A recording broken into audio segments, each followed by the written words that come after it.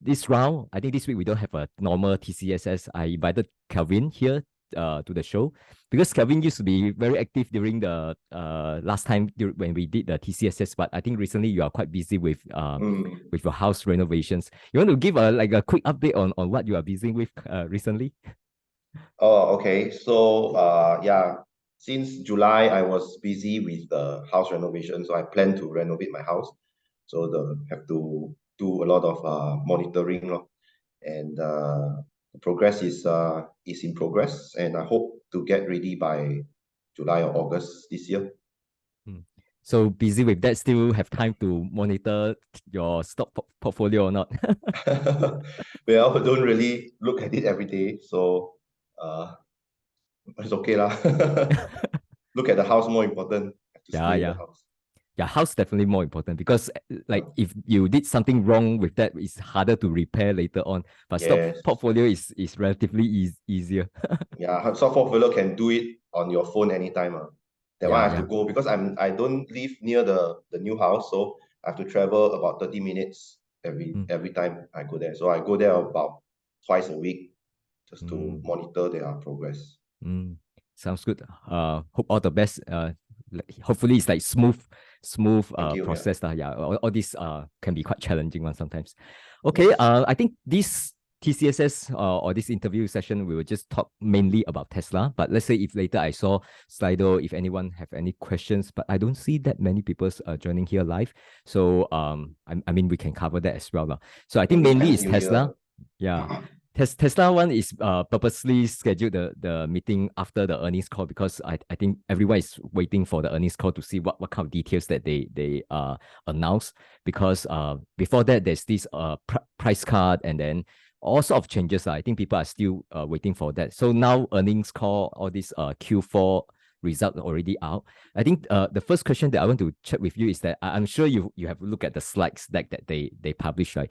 So when you look at the slide deck, actually what are the important things that you are looking at? Is it like a growth numbers or is it like margin or any things that you are monitoring? And I can pull out the slides if that helps with your. So first impression is, of course, they beat expectations or not. So the first thing is that the revenue is record revenue, and then they also beat the bottom line. So that is already a positive. Then margin wise, you won't see much of the impact because the biggest price cut was in January. So the Q4 price cuts was actually relatively small.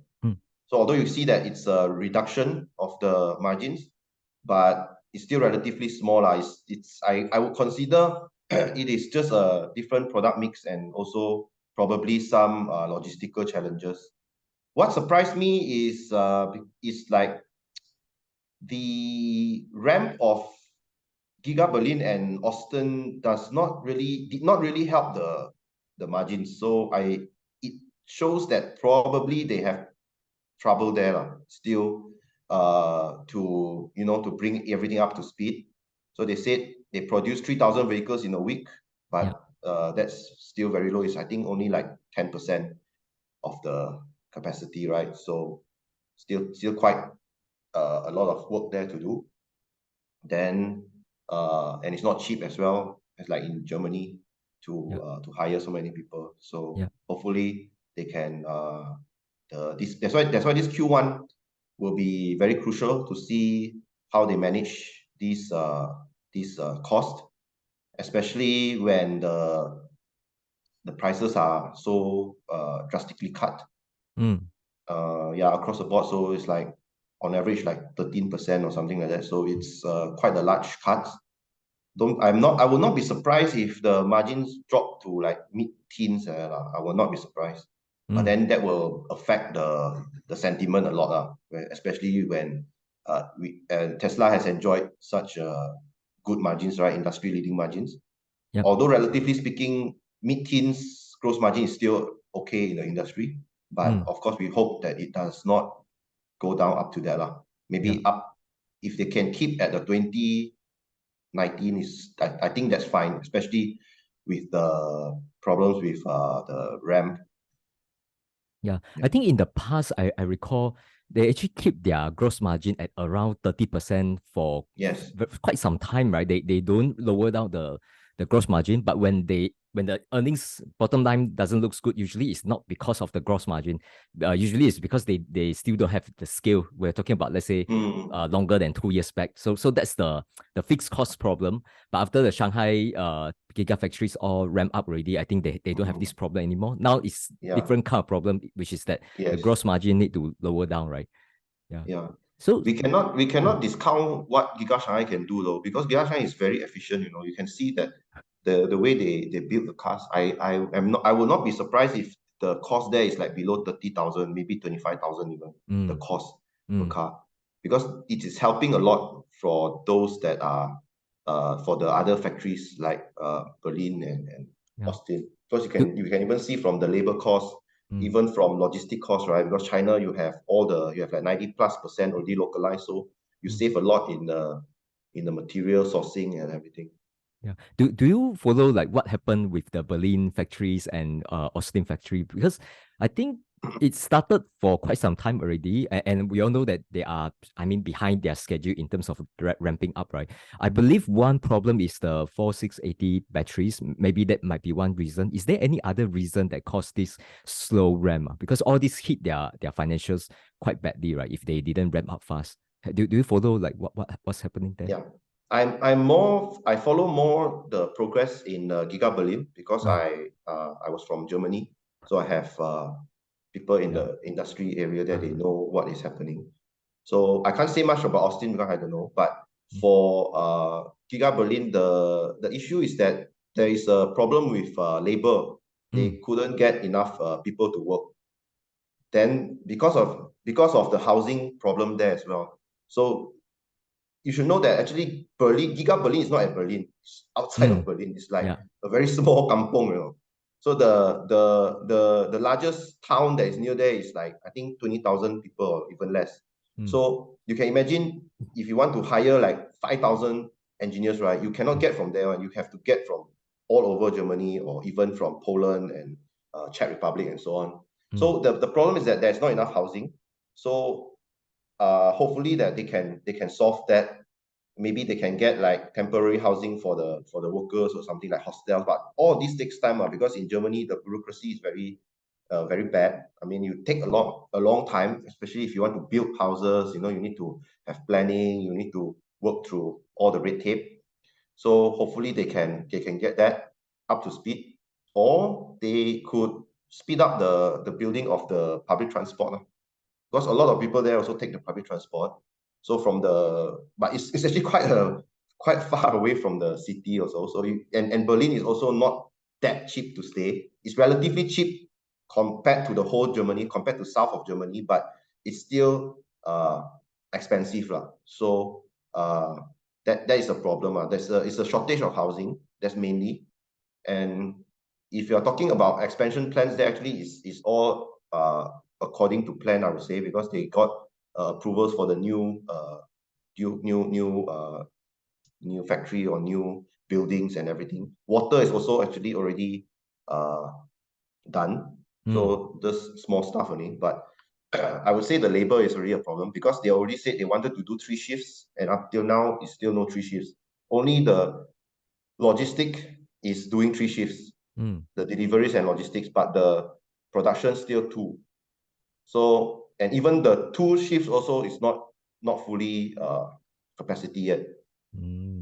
So that's one of the issues. That's the main issue, I would say. Yeah. So the housing problem is there any concrete let's say actions to solve that? Usually, like Tesla, they do they are like, okay, if someone is sorting that problem, then they will let the let's say like developers doing that, right? But let's say if no one is doing that, they might get into property development, So is there any such plan or any things like that ongoing there? I've not heard of any. Okay. Not heard. Yeah. So they take But it it's not slow that also, easy right? because it's not that easy because of land. So in Germany, they have a lot of like zoning laws. So if you want to build housing, you have to plan, and you have to make sure that there's enough schools. There's a plan to have schools. There's a plan to have public transport. There's a plan to have water. So everything, all this takes a long time. It's not like in China or Malaysia or some other countries where you say want to build house, just build first. And then later only you think of the schools, the hospitals, the amenities. But in Germany, it's different. So the planning takes like 4 or 5 years upfront. And it's a strength of Germany to plan, to make sure that the development is more well-rounded instead of being concentrated in the main cities. So it sounds like there's a little bit of clash in terms of culture, in terms of how things are done in US versus Germany. So I mean, US side, they are like, okay, we just we do first and then let the other stuff sort out themselves. But if they run into all this red tape with the government, it will be quite challenging for them to, I mean, it will hit their it will not progress as per their own schedule. Okay, but I think now it's also okay. Yeah, and you also need to know that the culture in Germany is that usually the factory workers or working class or even engineers, they don't really, there's not much like a car culture like in the US, they don't, if they can avoid driving to work, they will avoid driving to work. So they usually tend to try to get housing relatively near to their workplace. So they can bike to work or walk to work or take the public transport. So most of them have cars. Don't get me wrong, they have cars, but usually it's for like going vacation or like when they want to buy a lot of groceries, then only they use the car. So it's not like in the US or in Malaysia where everyone needs a car. So you don't care where you work, right? Especially as long as you can reach by road, then you just drive there. So that's the problem with the German culture. Yeah, that's true. That's why when they have all this strike, it become a big problem because they are really relying on the public transport. Come back to the price cut, right? Just now, I'm flashing the screen showing the margin has dropped by 5%. That was relatively mild as compared to what we will see in Q1 and Q2. So in your view, right? You say gross margin it will drop to 15, let's say mid-teens. That's talking about Q1 and Q2. Right. So what's your expectation? Let's say if we just look at 2023 throughout the year and coming 1 to 2 years. My expectation, okay, so just yesterday, I was having dim sum with one of my German friend. He's working in Hyundai in Germany. So they are also having problems with the battery. So he said the main bottleneck is actually battery supply, steel battery supply. But he said that there is a normalization. They expect the normalization to happen around second half of this year. So where more supply will come. So there will be a point where you won't have this kind of elevated prices anymore, and then there will be a better planning among all the suppliers and all the manufacturers to better predict their demand. So there's no problem of like hoarding or problem with like moving this supply to China, and then suddenly China say, hey, I got enough, and then move to Europe. It actually happens a lot recently. Yeah, so that was the inefficiencies. Actually, the supply is there, but because you overestimate or you underestimate, and then you have to move the supply west, east, and so on. So it takes time. So that was the issue there. It's the same thing as the chip shortage, actually. So you can see that actually there's a lot of supply now. It's actually from the supply last year because of the moving around. There are chips that are being stored without being used. So you have to move things around. So that is one of the reasons. So my friend also said, hopefully the second half will normalize a bit. And he said you will see the recovery like in the next year, only in next year. So coming back to Tesla, right? So Tesla has more aggressive targets. So they would likely not be so affected. They would likely still continue their trajectory since they guided for like 1.8 million this year. I'm actually very optimistic that they will hit it easily. They might likely even break 2 million, like what Elon said. Actually, I quite believe him. But that you have to depend on also whether Berlin and Austin can ramp properly, especially the labor problems, and whether they can, if they can reduce labor and make more supply, then that would help a lot. The supply of workers from the East Europe is actually a lot. And the good thing in Europe is that it's EU, so you get people from Poland, from Czech Republic, all very easily. The problem is that they don't have place to stay. So that is that's why it's a big problem. Yeah. Just now when you say moving batteries, you are referring to the end batteries. It's not the lithium, all this input, right?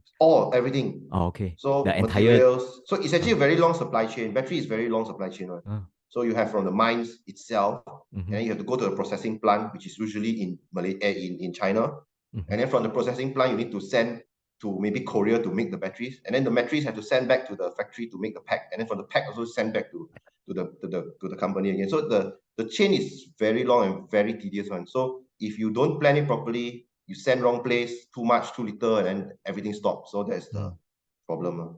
And this entire like the 4680 batteries, they also plan to solve it, right? Because I remember Elon said, basically this is the big gigafactories, and then all input in here and then just out here. So basically the gigafactory become like a central connecting all these input, and then they churn out car. It's not like they churn out the parts, right? So I think that also help with to sort out all these logistics, right? Yeah, that's his vision, of course. I mean, Still in theory, in paper, it looks very nice, but you know, even you want to build a mine is not easy, right? You have a lot of environmental concerns and then a lot of politics. You see, like even you want to get nickel, you have to go and talk to Indonesia, the largest nickel producer, and you have to talk to China and so on. So it's not as easy as what he said. I mean, in a beautiful world where everyone is at peace, at no war, right? No self-interest, then everything can be done quickly. But that's the issue. But of course, everyone is working towards, and the thing is the demand for the materials is very high. Like Hyundai, like I talked to my friend, they said Hyundai is already all into EVs already. The next platform all will start with EV, and then they will build EV first, and then if there's a need for the engine, then they will use that platform to put an engine instead of what they do the other way around now. Right now you have the engine first, and then you want EV, okay, then we put the battery. But the next platform, the new Kona, the new Santa Fe, is all going to be EV first. So that's why they have the better vision, so they can plan. So companies which are going to go towards this, right? They expect the normalization to happen soon because of the better planning, and they can see the trend is more clearer now rather than 2 years back. And also another thing for the 4680, I think one issue is also because of there's a process, the dry battery electrode process, where I think that they come into some problems like the adhesion or whatever. I think you can look at the limiting factor, that YouTube channel. So if you can link it, right, then that one has a lot of insights. So I'm not so sure about how the process, what are the bottlenecks there, but from what I've heard, that's one of the issue. So one of the process is still not perfected yet. So they are still the yields are still very low, and that's why you can see the supply is not high yet. Yeah, this one talking about you, right? I met a friend who is actually he's in considered like a researcher in battery technology, and then he told me that actually when it comes to battery manufacturing, you talk about you all these things, right? It's actually very similar compared to the semicon you manufacturing. It's all about you. It's not like they able to do or not, because all these that they already showcase that this can be done. It's just that when you want to produce it in the volume that you want, at the cost that you want, at the volume that you want, actually it's very challenging. And there are, but the good thing is that there's always things that you can do to bring up the yield, bring down the cost. It's just that it doesn't like from 0 to 1,000 immediately. It's just that every step you increase 20% here, 50% here, 20%. It just like added up in a multiplicative way. So that's exactly. quite interesting. I didn't know, like, I mean, battery and semicon is like, it's like quite different. As let's say I'm as a layman, I look at it quite different, but in the process they are all manufacturing, so there are some similarities there. Yeah, the purity of the material itself plays a big role. Yeah, especially batteries, because you can imagine different less pure or more pure. You have different voltages, and then the battery pack has like 800, 900 cells. With so many things can go wrong. So it's a very difficult thing to master. And also my friend said that also because of this, the current big producers like CATL, BYD, SK Innovation, LG, and all those Samsung, they actually have the leverage now. They can actually command the prices, because for new players to come in, there's like there's a mode currently. So it's not easy. So it's not like saying China can say, oh, let's start a new battery. You can do a battery factory, but the yields, the demands of that car battery is very difficult. Yeah, I think still come back to the mode in terms of the cost lah, and you really need the volumes to keep the cost down. And this one is similar to semicon. Is that it tends to become oligopoly rather than you have 100 different suppliers and then everyone do their own things. So it's very hard to survive with low volumes lah. So I want to circle back to the Hyundai that you mentioned, right? So it seems that now, aside from US, China, so Korea, for sure, they are not, standing still and they want to proceed. The one that is a bit like, okay, we don't believe of EV, we still want to stick back to the, old way of ICE cars is Toyota, right? So I just want to hear your thoughts on this. Do you think that okay, all the EVs makers, they're all doing the right things because that's really the future, and Toyota is the stupid one? Do you strongly believe that, or do you think that actually there's some truth that they probably stick with ICE car have better futures? At least looking at it from a financial standpoint. Want to hear your thought on this? Talking from experience, I've worked with Toyota before, but this is from 8 years ago. So I hope they have changed. But working with them 8 years ago, you can see that they are very particular in processes. Okay, I'm not saying that's bad. Okay, but processes does not bring much value if the process does not improve the overall product. That's what I think. So they have a few processes that are not to improve the product, but rather to cover some people's asses. If you know what I mean. Yeah, right? So like you have to sign off, something that there's no feeling of let's do this product the best as long as you get the quality that we need. But instead, they use compromises, and then they try to include processes which may not improve the thing, but just to say that, oh, okay, I've done this part already. Anything wrong is your problem. I have that kind of feeling 8 years ago.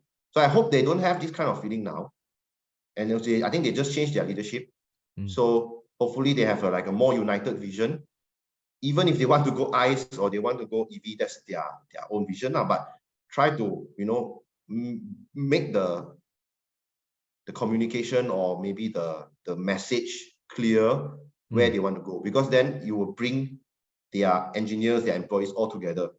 Because I can feel that actually the change in leadership was also because there are some parts of the company which says, oh, now EVs, you can see 10% already. Everyone is going EV. Why are you not doing anything?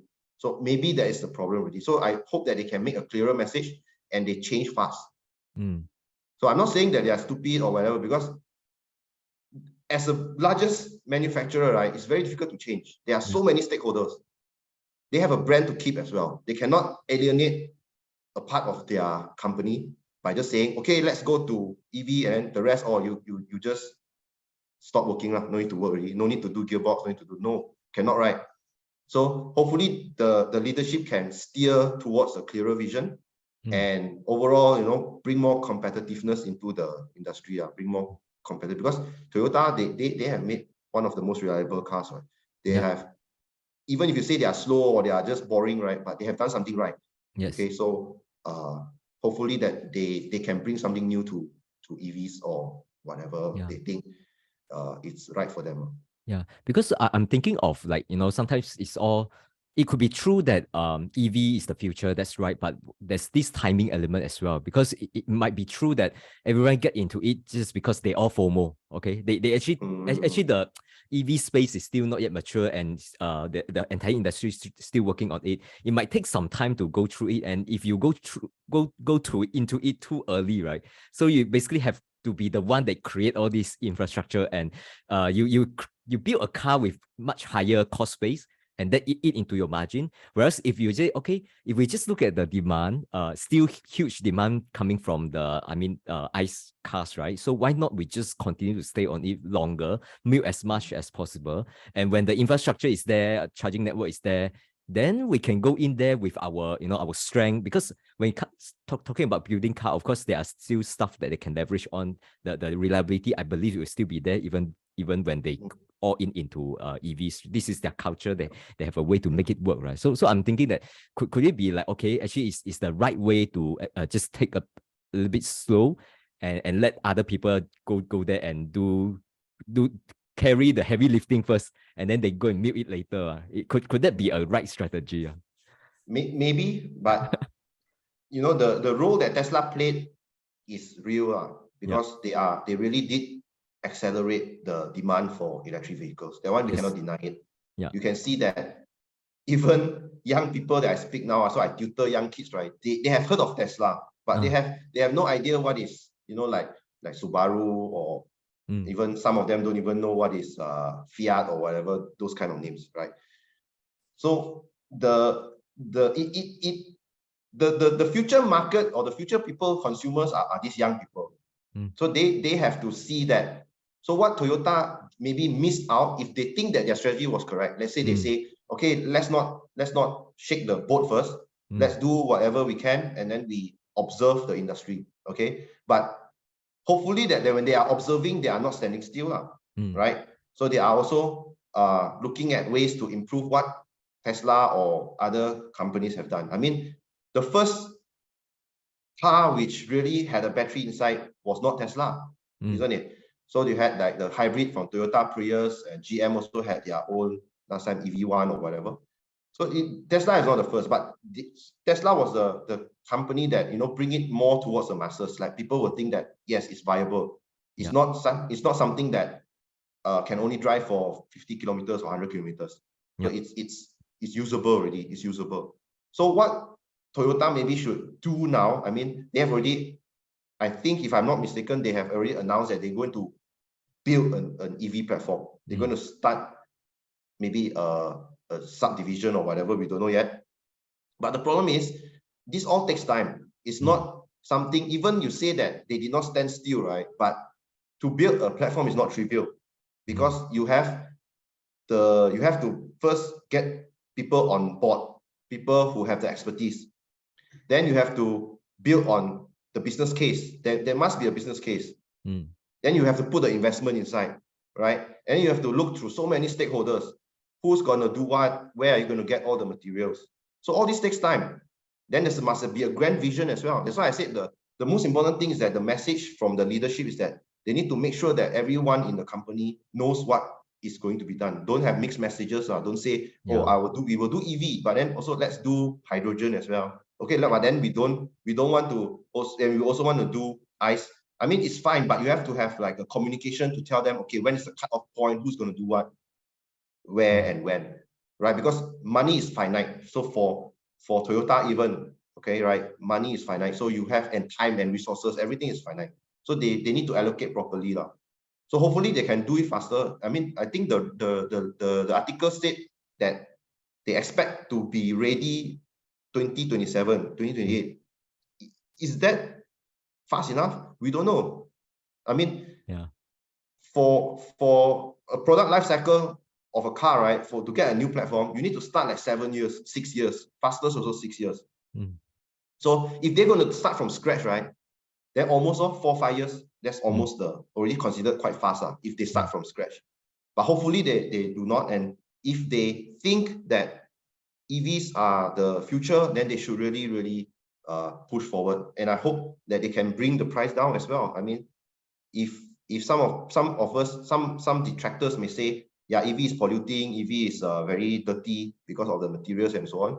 But the other side of the coin is that also, imagine if you have EVs on the road, right? Although, it may be generating electricity is also not clean, right? But at least you don't have smog in your living areas, right? You can actually export the pollution. I mean, politically, maybe not that nice, but that's the truth, right? We humans want quality of life. So why not strive for that?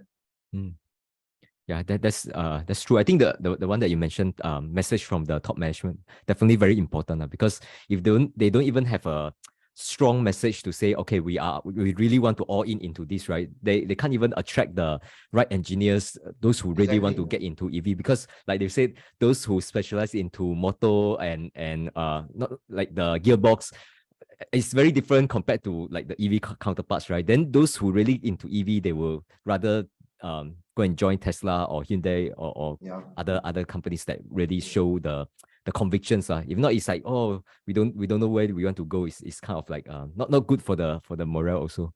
Yeah. Okay, the signs are everywhere actually. The signs are everywhere. In Germany, a few universities already stopped engine design courses because nobody is registering for it. Totally, no more engine design, no more engine thermodynamics. Just do fluid thermodynamics or maybe and then power electronics. All those are more people going in, and software and everything. So you can see the trend already. So even if you want to deny it, it's very hard because the young people, the bright minds are going into EVs. Nobody will be building engines anymore. Nobody, I mean, there will be people, but the lack of talent will be apparent in the next 4 or 5 years. The new graduates all will have no idea how to build engines anymore. So that's the reality, right?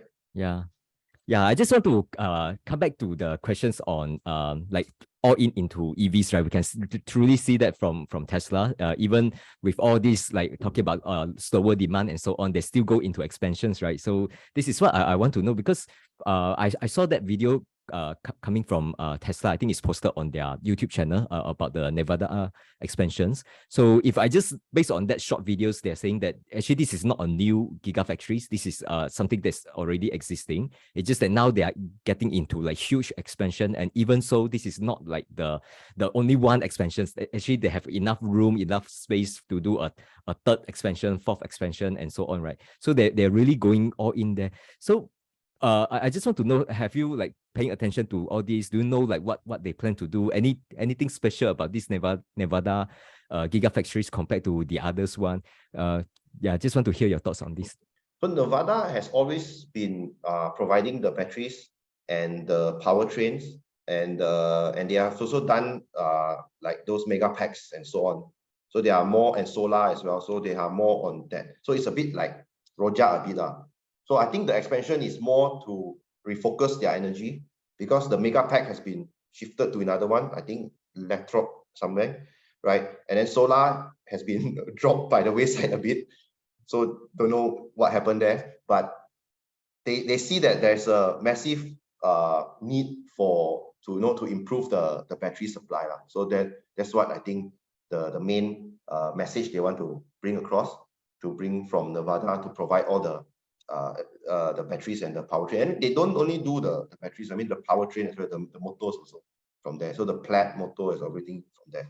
So that one will hopefully bring what they need to supply in the future. And for semi, I saw the picture, semi relatively large footprint, but that's inevitable actually, because semi by itself, right, the processes is not like a car process, because it's not like using a body in white. They usually use a panels. So it's mainly a manual process. So there's not a lot of robots on. So it's like at the bottom there's a frame, the batteries, the axles, and the powertrain, right? It's mostly a manual process. And then on top, they put on top the frame. So it's also more or less like manual process. You won't see that many robots like a normal car, because it's also due to the fact that the volumes are not as high as cars, and also it's more of a made to customer specification kind of product, because because different customers need different kind of size. There's also like 2 sizes, I think. And then inside you can also customize the seats, whether you can sleep inside or not. Then there's a locker inside, so it doesn't make sense to build a very automated line. So that's why the footprint is larger. Yeah, it's not going to be I don't know about the margins though, because we don't know the price. So very hard to say, but hopefully it makes sense to the buyers. Then they will start to buy because semi buyers are everything in money one. If it makes sense, they will buy one, right? It's not like there's no emotion to it. There's no like, oh, this looks very nice. There's nothing on. It's all money, So money and sense stocks. So hopefully they can control the cost and make a compelling product, and then the demand will be there. Yeah, so it's very different compared to how the Model 3 and Y is run. That one is really high volumes, Exactly. like printing cars, right? So this one is not. This one is more like custom made cars. And yeah, that's why you see the volumes are very low. Even not only saying them, you know, like Volvo, the trucks, Iveco, all very, very slow. And it's not, you can see in their warehouse is large, and then you can see it's all people there, you know, fixing things, doing stuff. There's no line, there's no such thing. So see how they can improve. If they can improve even like 10% better than the industry, you know, and then 10% the economic wise also 10% better, even 10% better, it adds up to a lot of money. So that's what the demand will build up, where the demand will build. This one quite interesting because I saw that, I think when I watched some videos talking about semi, I think Elon also hinted, right? Say, okay, actually there are people who mentioned that Tesla semi is not going to work. And then I traced it. I know that Bill Gates is the one that mentioned this, right? Then I go and trace out the source. Actually, what Bill Gates mentioned was that because semi, you need to pull the stuff, so you require a lot of power, energy, and to do that you need a very big battery. And once the big battery is in, it's become too heavy already. So there's some problem there. So I mean, from a engineer, right, when you look at this kind of debates, right, what are you thinking? Are you thinking that for sure it will work, or actually do you recognize that this is very difficult and that's why they take very long time to get this Tesla semi work? So actually I'm not so sure, because we have only pieces of information, right? So no one has only torn down and really, you know, did the test. But let's say we believe what Tesla has shown now. So they have driven 500 miles. So it has proven to work, but we don't know the load, right? We don't know, is it fully loaded, how many tons on it? Because in hauling cargo, everything is all money. If you can haul as with less fuel, less energy, and the more you can haul, the better. So they have to find like a balance. So I'm not an expert in that economics part, so I can't comment too much. But if we were to believe what is being shown, then, and also one customer has already taken delivery, so let's see how satisfied that customer, that the Pepsi can. So let's see, I don't know. Or maybe it will take over a niche. I mean, it cannot be all purpose. Maybe it cannot haul heavy drinks or construction material, but maybe they can haul, you know, like chips, snacks, or you know, plastic, things like that. We don't know, because volume is also a problem, right? Yeah. Sometimes when you haul things, it's not only the tonnage, it's also the volume. So if you can haul lighter things, why not? So let's see. So hopefully the economics works. I wouldn't put too much weight on what Bill Gates has said, because Bill Gates is more or less software guy, right? He has not, I think he has not really went into the chemistry and the improvements of battery technology so far, because battery technology has been improving leaps and bounds, right? Cost, weight, density, everything has been improving. So he may have his information at that time, which doesn't make sense. But now, I mean, cars are being driven. There are already products on the road that can, cars that can drive on a one battery, 1,000 kilometers. So why not, right? So let's see. I mean, even our phone as well, right? Our phones can now do so much and can last one day. So let's see how it improves. But talking about phone, I don't know, because phone, it has been so many years that we used to charge our phone every day. And actually, if we look at the chip, right, when it comes to efficiency has increased quite substantially. Of course, in terms of computing, demand also increased together.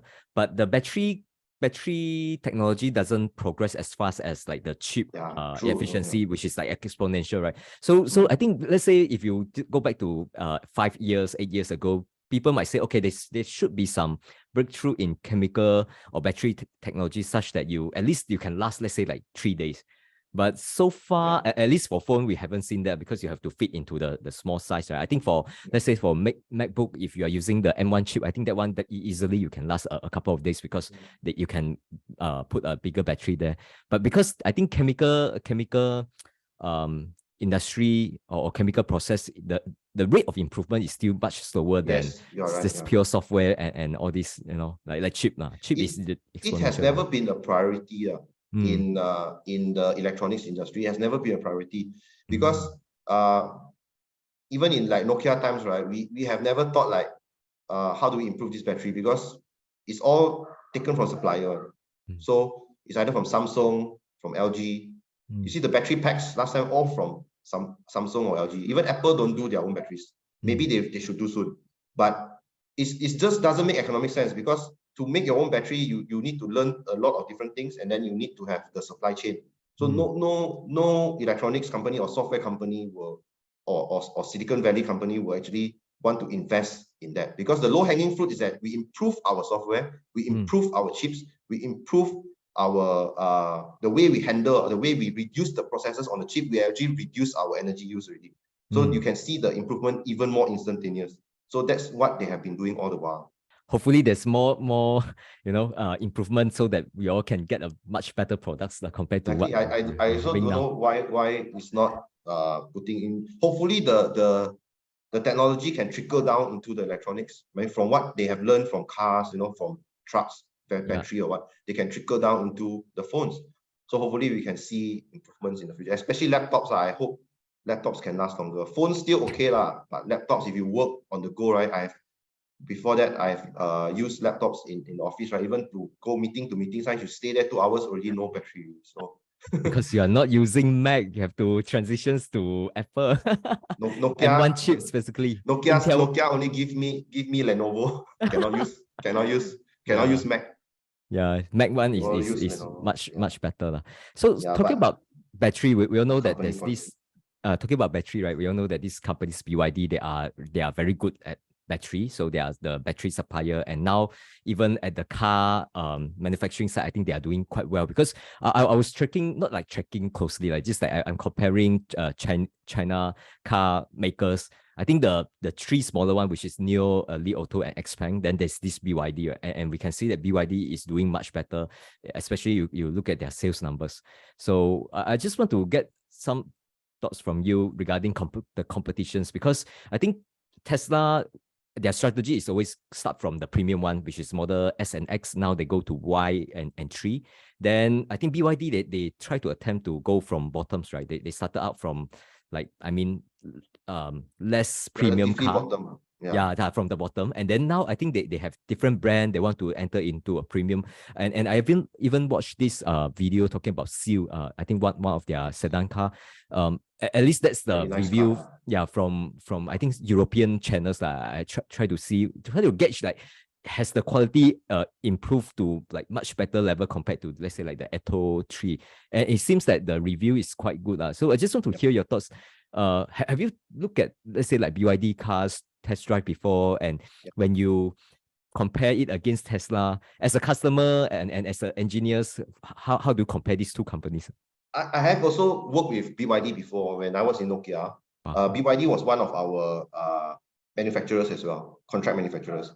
So they were competing against Foxconn. So we know Foxconn, the Honghai precision company, right? Taiwanese company. So usually our second source, where we go to a more mature development really, we will look for a second source, and usually it's BYD. So BYD is also amazing in their manufacturing prowess, don't get me wrong. Okay, but the thing is, it's a Chinese company. Okay, so I don't say in a bad way, but it's that they have the financial power from the Chinese government, even from that time. Okay, even if they don't want to admit it, but everyone knows that they are going to help. The government was going to help them no matter what. Okay, so they sort of follow the trend of the government. So previously, where mobile phones are the trend, right? They pump money into BYD. They say, you must make your phone. Just make. You don't make money, never mind. And you can. And Nokia was at the time very intrigued with them because it's very cheap. It's really cheap. It's really cheaper than the competitors. When you want to build phone, they say everything can. You want this one, is can, no problem. You want it tomorrow, they do it today. It's really, they are really, yes, no, it's no joke. They are really efficient. They don't I mean, I don't know what they do behind it, but they can do it. Okay, but there are some processes which is a bit dodgy, like they don't use safety glasses. We have visited some places. The safety problem is a bit, but slowly they improve, right? So that was their history. And then they started to build heavy industry. They went into cars, lorry, trucks, and then they built batteries. So you see, they actually follow what the whole industry goes on. So they can do actually everything. They are very, very powerful. So the current processes that they have, right, the current technology they have is actually very good. It's actually, I mean, I can say it's on par with most of other manufacturers because they really are relentless in improving their products, their processes, because they can see that now is the EV time, so they put all the money inside. Okay, so they might not be so aware of their bottom line. So you may see that they can really take a loss if they want, but currently I think they are not making losses. It's just like the margins are lower, but I think they can really make a lot of money. But they also have other product lines which make money, like their mobile phone manufacturing. That one they can close eye can do really. They are very good at that already. So if let's say on just cars themselves, we don't know whether they really make money. I have not looked into the numbers yet, or whether they break it out. We don't know, but you can look into it lah. So hopefully they also can make money then. And for their product wise, it's really competitive. It's really competitive, I would say. But they do cater to a different kind of audience. They do cater to a different kind of audience. So let's put an analogy, right? Tesla is like Apple in the mobile phone, although some people don't agree with that. But if you look at just the product, you can see how simple the product is. So you have Model 3, Model Y, Model X, Model S, right? Very simple. 4 types, everyone can understand. Same with iPhone. You have iPhone Pro, iPhone 4, although now it becomes worse. But previously it was okay. Very simple, right? iPhone 3G, iPhone 4, iPhone 4S, just 2 only. Very simple. Every year becomes one more. So that's the part they do. But BYD is going towards like Samsung in the mobile phone. So they have like Galaxy. So you have the brand Galaxy, that's the top one. Then you have the Samsung A series, that you have the lower one. Then A inside also got like, I don't know, like A100, A200, different battery, different. So they try to cater to every niche. Okay, almost the same like what Nokia did as well, which is also towards their downfall at a later time. Okay, so there are advantages and there are disadvantages for providing a product for every sector or segment of the consumer market. You capture all the market share as much as possible. Okay, you maybe at the sacrifice of efficiency or at the sacrifice of profits, right? So because there are some parts of the market you can never make money on. You have to put so much resources, but maybe you make not much, right? You waste too much resources. So that is what the difference firstly is between these two companies. So I'm not saying that it's wrong or right. Samsung is also great in what they do. They have electronics, they have kettle, they have oven, they have mobile phone, right? They have everything. So, but they're also making money. So they have their own way of doing business, right? So Tesla chose the way like Apple, where they want to gather as much profit as possible, but not really catering to every segment of the market. They make it like an aspirational product. Everyone wants it, but probably you cannot afford it. But you work towards it. You work towards it. You try to work it. Okay, but for cars also, there is a limit because not everyone will need a car, right? Not everyone can afford a car. So I also feel that sooner or later Tesla has to come down to the lower market, to below 25,000 range, 25-30,000. That's what everyone was saying, the mythical 25,000 car, right? So I think they will inevitably have to go down there. Okay, but it will be also in the premium space, like not price in the premium space, but it's a product where people aspire to have it. Premium among like the small car. Yes, like a small Tesla, It can still go fast. It can still go 300, 400 kilometers. Yeah. But maybe not as prestigious as the Model S or Model 3, Model Y, but it's still a Tesla, right? You see this kind of trend in every company, most of the companies, right? You have to inevitably try to get down to the masses. Even Mercedes has A-Class, the entry level, which is 30,000 in Germany, 30,000, 28,000. You get that kind of cars, but it's still a Mercedes. So it's an aspirational product. And then maybe they earn from you, hey, do you need cup holders? Do you need the floor mat? Do you need different color paint? And then you add, hey, 45,000 already. It's almost the same already. So it happens. It happens. So definitely we'll go there one. Do you know that BMW 3 Series in Germany, they have the base BMW, right? If I recall correctly, there's no aircon. Wow. They use the steel rims. The rims is steel, the old kind of rims. Just to make it like, yes, it starts from this price. But nobody's gonna choose that. Nobody's gonna choose that. It starts from, if I'm not mistaken, 23,000 euros, something like 23,000. You can get a BMW in Germany, 3 Series. But when you go to the dealer, right? Hey, I want this one. Oh, cannot get. You have to wait. And then they say, hey, what if you add this, you add this, you can get it. Then you get, it becomes 35,000, 40,000. It's sort of a gimmick also, but that's what the industry has always been. Always been. So I think Tesla will also go to that route. Albeit maybe not as obvious, but they have to if they want to get the volume. Otherwise, at this price point, I don't think they can do 20 million. Not probable at all. Yeah. I think that's definitely true. And quite funny things is that you say they try to, like BMW, right? They try to make it try to convince people that actually their car is affordable one. So that's why they choose to start from a very low level, right? But companies like Apple is the other way around. They try to, sell the 4 wheels for their Mac Pro, right? And price it at $500 and make it ridiculous so that they can give people this feeling that actually everything related to Apple is premium, but nobody buy one that 4 wheels, right? So I think that's quite a different strategy just to play with your mind on like how to see that as a brand. I think that's quite interesting. But you also alienate sometimes there's a risk that you alienate your high-end customer. That's the problem. So I have friends from Germany also. They used to be fans of BMW.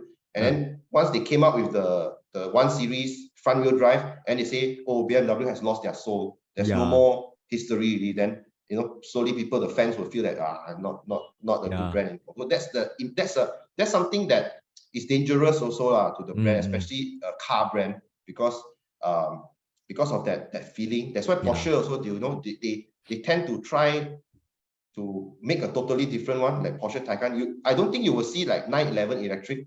Maybe not in the next 5 years.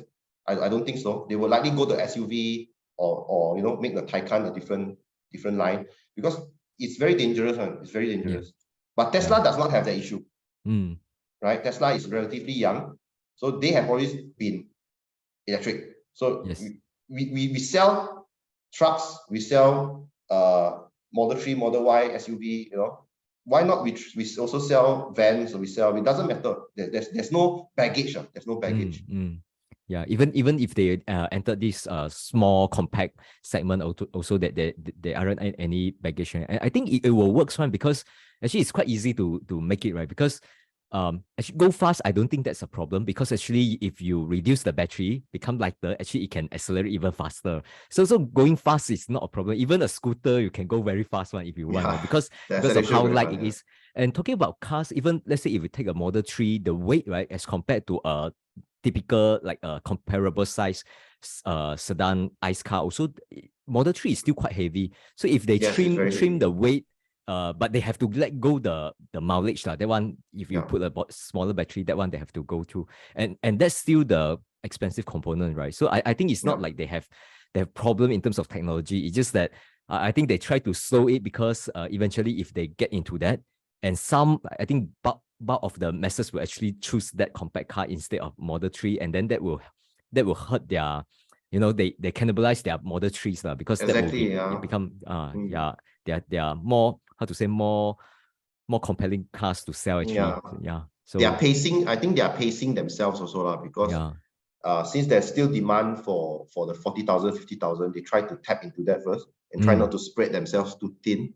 And hopefully everyone is waiting for that boom, right? But then if you launch it and then you don't have the capacity to supply it, also that's a problem. Everyone was still waiting. That's also an issue. So I think maybe they are still like fine-tuning it, trying to make sure that everything is still under wraps. And then once they can, like Apple last time, you can pre-order tomorrow and then you get it next week, right? But Elon is like, you pre-order today, you're going to get it 2 years later, 3 years later. So 2 years if you are lucky. If you are lucky, right? So I think they try to temper their expectation. They don't want to launch too early and to alienate the market. There's the Osborne effect and everything. Yeah, that's true. People make funds also, like the promises never delivered, right? So I think that's the problem. Actually, I in terms of Tesla, I think I don't have more questions, but definitely I think after the Tesla Investor Day, there will be tons of information available. Exactly, I think there will be a lot to talk about. I think that will be interesting. But before we close the sessions or moving later, I'll take a look at the Slido to see what are the questions there.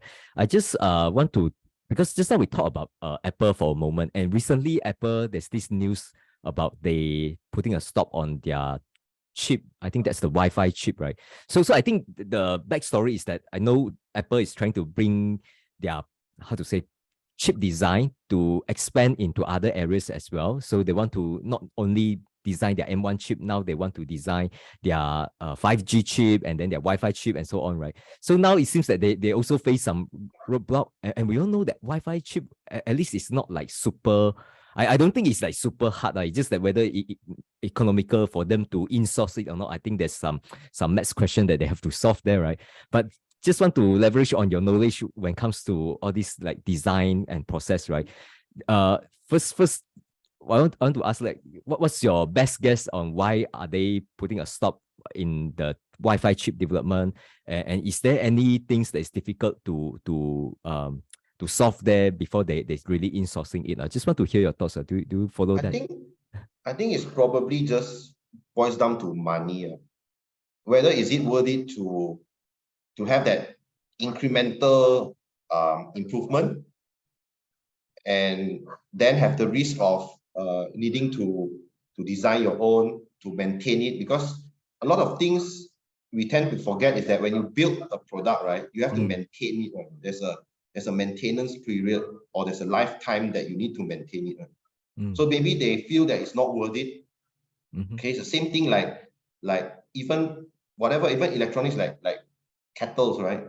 You have to maintain, you have a warranty period, and then you across the lifetime you have to have that maintenance period, right? You have to make sure that this is still under your licensing or under your product, and then you need to make sure if there's any problems, you have to recall, you have to compensate. All this adds cost and sort of like a they call it like entropy, like something, make it disorder, make it like, yeah, one more thing to think, it's like, that's maybe they felt that it's not worth it. It's not worth it. Unlike like the M1 chip, you can see that there's so much improvements compared to the competitor. So they feel that it's best we do it so we can control our destiny rather than putting it out. Like for example, their 5G chip has always been a problem. They used to have a lot of problems with the Broadcom. Like are we going to pay you? You pay me. All those things, licensing, and then Intel also tried to get in. Intel also I think failed. So that's what they did. I think they feel that not worth it. 5G is 5G, it's already standardized. So not worth it. So don't want to do. I think that's the same with the Wi-Fi. Because what else can you improve, right? Wi-Fi is a standard. Okay, maybe you want to increase the bandwidth, but is it a standard worth pursuing? Is it not enough? Like now, Wi-Fi can go how much? I think 500 Mbps or something, right? I'm not sure, but there's a limit. Is it not enough? We don't know, but I mean, I'm not the chip designer. I don't know what the economics are there, but probably is the effort is not worth it. So they just cut it off and okay, maybe I give you my specifications, you do it, and then I pay you for it. Yeah, but I think for Apple case, right, I don't think they take over this piece is to create a better 5G chip as compared to whatever Qualcomm or Broadcom can provide. I don't think that's their plan. I think their plan is just to, okay, you are supplying me this. Actually, I just want to create the same thing, but I want to, design the whole thing and then just put everything, all this under their control. And probably, let's say, talking about Wi-Fi, talking about 5G, talking about different chip, maybe they can merge them and then instead of like Probably, few different pieces, now they put it as one and then you can have some scale. It's essentially trying to squeeze profit margin out of all these processes. And these processes is like still considered high tech in my opinion. And anyway, they can sub it to let's say like TSMC to manufacturing, right? And then with bigger scale, also it's better for them to negotiate pricing with TSMC. I think that could be one. That's what I'm thinking. It's not, so that's, I mean, it's not wrong. I mean, if they feel that it's worth it to pursue, then it's better to control. If you like you say, miniaturization, right? You can put everything in one chip instead of discrete chips. Okay, but then you have to make sure that everything is on board. Then you have to, and one more thing is also that there's a lot of this kind of standards. It's all there are license holders, so you need to pay also. So it's also not, it's also not a cheap way. Sometimes you feel that since I have to pay, then you do lah. Then it's easier for me to control my destiny. Probably, but I don't know. But hopefully, if they can, of course, sometimes we feel a bit jaded, like as an Apple, if you use Apple products, right? Next year, or the best, the fastest, but it's still the same, right? Just fastest, it's still the same. Do I need to upgrade? Not really, right? So maybe they are feeling that as well. So they want to, really come up with something that instead of just faster, quicker, or what, they want to do like something totally different. So hopefully, maybe, like they say want to do glasses, right? But you see, if you want to do glasses, where are you going to put the battery? It's going to be very heavy, right? And you have to carry a battery pack here, and you put wire. You think Apple will want to have a wire, man? Definitely no. It will not have a battery pack. So maybe now then if they can combine the chip, they can everything put here, so you don't need to, I don't know. Let's see. But don't know. I think they let's see. I think they behind the scene there are a lot of things ongoing and they don't disclose. I mean, when I was in Nokia, so we did so many things and we never see the light of the day. Never come out. We spend so much effort, put money, everything, time, and then after that, cut. Product manager said, no business case, cut. That's normal. Yeah, normal. All these considered technology have to go through all this stuff. Sometimes have to go through. There's no point pursuing and just cut. Take the loss. A bit hard from us because we just outsiders and like don't know the inside, right? So a bit hard now. So if can get any insiders, that will be great to understand more. Actually, I look at the slide. There's only one question, so we'll just go through that. Read it out for you. Then we close the sessions. So the questions from, again, anonymous. If Tesla is to scale production capacity to 10 million, how much will it cost and how long would it take for this to materialize? 10 million. I'm thinking now this year it's already 2 million, 5x from here. I think one thing that I think we should avoid is that to think too linearly. To think too linearly, because you see there's still a lot of expansion being done in the new factories. Even if you say Shanghai, they say it's at capacity, but I don't believe it. I think they can actually increase further, because I saw from one of the pictures, right?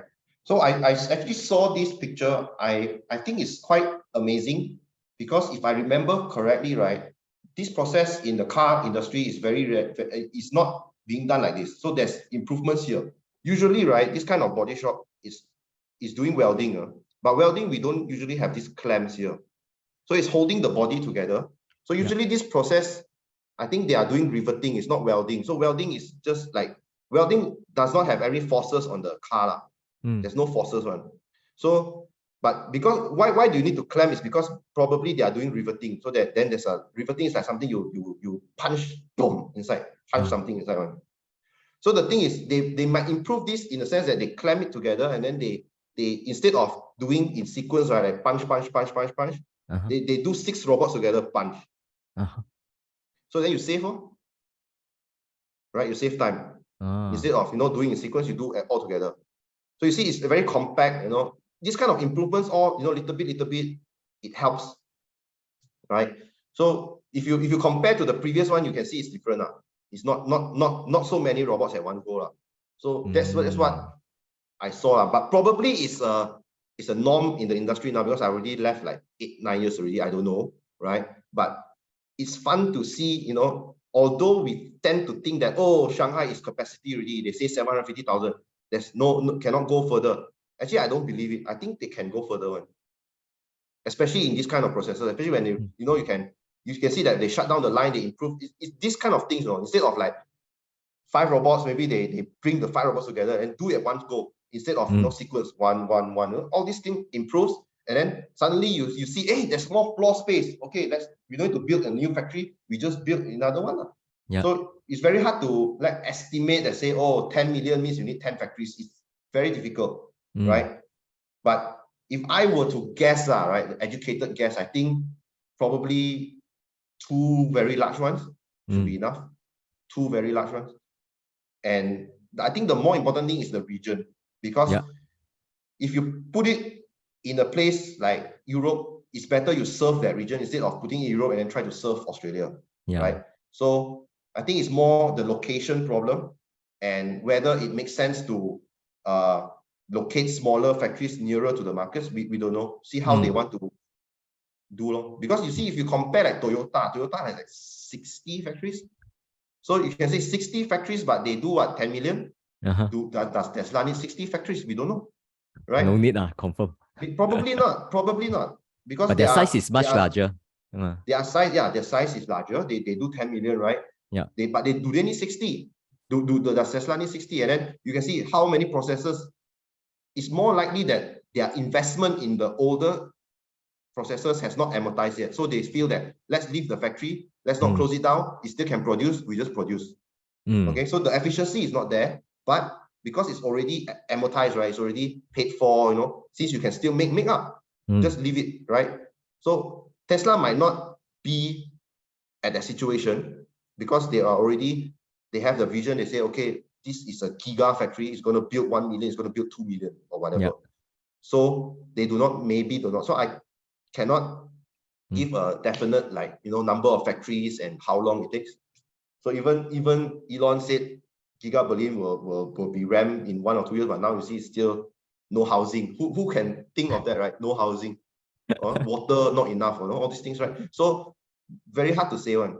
Yeah. But hopefully they have steps in place, you know, contingencies to go to that target. No? So short-term wise, they say 1.8 million this year is still okay. Still okay, right? Once the supply comes in and then there's still demand, then probably in other locations somewhere, South Asia or something. I don't know. Yeah. When talk about all this capacity, I always think about, the first thing I think about is the space, like just adjacent to Giga Shanghai. Do we have space or not? I think the answer is yes. There are still area that they can expand. And of course, the US one, I think Berlin it's not has like space also. Yeah. Berlin has space, Austin has space. They choose very nicely on. They choose all the place where there's nothing on. Yeah. So they can expand. It's just that whether they are allowed to expand or whether it makes sense to expand. Because if you expand too much, it becomes like a Toyota city, you know, then everything you have to provide amenities. You need to do hospital, you need to do schools, you need to bring the house, everything inside. Okay, so there's also a limit to this growth. So they have to think properly. Yeah, that's true. I think aside from the space, which they for sure they have, then the other one is the efficiency that you just mentioned, like upgrading the process. Those can increase with the same amount of space, right? And then I think the other one, I don't know about their shift now. Let's say talking about Giga Shanghai, I think they have more. Shanghai is already three shifts, 24/7. 3 shifts mean 24 hours. Really? 8 hours per shift, man. Wow. I thought this is common in chip manufacturing because the machinery very expensive. I don't know this is common among auto industry. Is that the case for Toyota? It's actually not common for the premium cars, but for like Toyota, where high volume is quite common. BMW, if I'm not mistaken, in Munich is only 2 shifts. And then I think there's a 3rd shift, but it's like skeleton shift. It's not. I think it's not full one. Full one. So it depends also. It depends on their production. You know, it's very flexible one. It's very flexible. Most of them is also not permanent. Actually, most of them are not permanent workers, especially on the line. So there are some like only work when there's a new product they need to ramp. Then okay, we add in a shift. Okay, so this is very flexible, very hard to say. But from what I heard, China is 24/7. Yeah. Okay. Because to me, it's like if you want people to work during midnight, for sure you have to pay a lot more. That's the biggest problem. Yeah, but for normal, semicon, I think the reason every fab have to operate 24 hours is because I think most of the stuff are automated one. You don't really need people to do things, but you need engineers to be there to solve problem. Let's say something break down, something the engineer is just not just one or two people. It's like many people have to solve the it. same thing with the automotive also, because there are some machines that it takes time to cool it down, to ramp it down. If you want to shut it off for one shift, right? You need to close it down and then you take time. And then to start it up again, it takes time, especially like the Giga cast. The Giga cast is molten aluminium, right? You need to melt it, so it takes time. So you cannot just say, okay, let's shut down this shift, and then 8 hours later, let's start it up again. You cannot. You have to wait for it to warm it up. You have to make sure, you have to do test runs. You know, you cannot, especially when casting high precision parts. You have to test run. You cannot shut it down today. Tomorrow you switch it on, and straight away boom boom boom. Cannot. The measurement will lari will zao. So you cannot shut it down. So that's why like the Tesla Giga press or the casting, right, is running most of the time. So sometimes you see they say it runs one minute per cast or something, right? But how can they keep up with the production? Because sometimes the production is only 2 shifts, maybe 16 hours, 14 hours, but the casting machine is running all the time.